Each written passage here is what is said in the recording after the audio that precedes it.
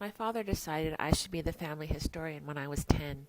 He told me to talk to my grandmother Enriqueta to find out about her time at an Indian school in Santa Fe, New Mexico. We called her Grandma Camarillo, but everyone else called her Katie.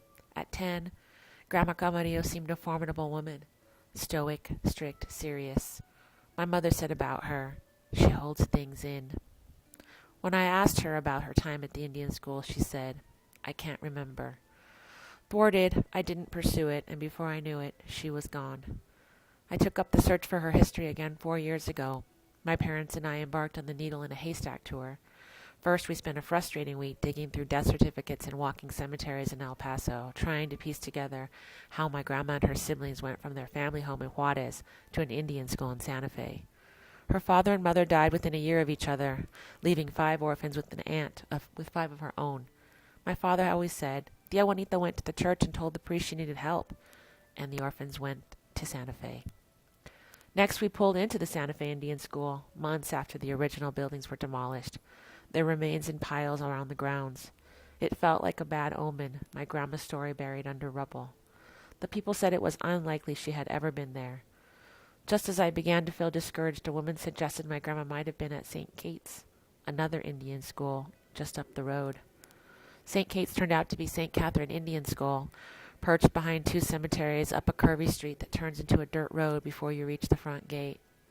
The next morning we drove up to that gate. The sign said no parking, but as my father observed, it doesn't say no trespassing. The unlatched lock seemed to beckon us in. We walked tentatively up the main road. My mom and I were drawn to the pictures on the walls and the sandia plants snaking along the buildings.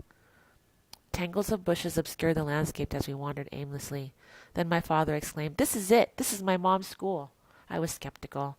I saw a bell tower perched atop a 3-story adobe building. There's no way that's original, I thought. Some Googling revealed St. Kate's was built in 1887 with money from Catherine Drexel, an heiress. Who built 3-story adobes back then, or ever? My father insisted, "This is my mom's school. I saw a picture of her in front of that building." My parents went sightseeing and I went to the archive. Sifting through the vertical file, I read St. Kate's history, the closing in 1898, Drexel's canonization in 2000, and there it was, that building, the largest adobe structure in North America. In 1885, Miss Drexel became an orphan again when her father died. Her mother died soon after she was born. Like my grandma, she and her sister were sent to their tios. But she was not your typical orphan. Returned to her father and his new bride, she was raised a socialite. At 27, she was unmarried and wealthy and in that sense unprotected. She understood what it was like to be alone in the world. Miss Drexel became Mother Catherine, founding the Sisters of the Blessed Sacrament for Indians and colored people in 1892, dedicating her fortune to helping those she considered the most needy, Indian and black children. St. Catherine, her first school, came to be called St. Kate's after her.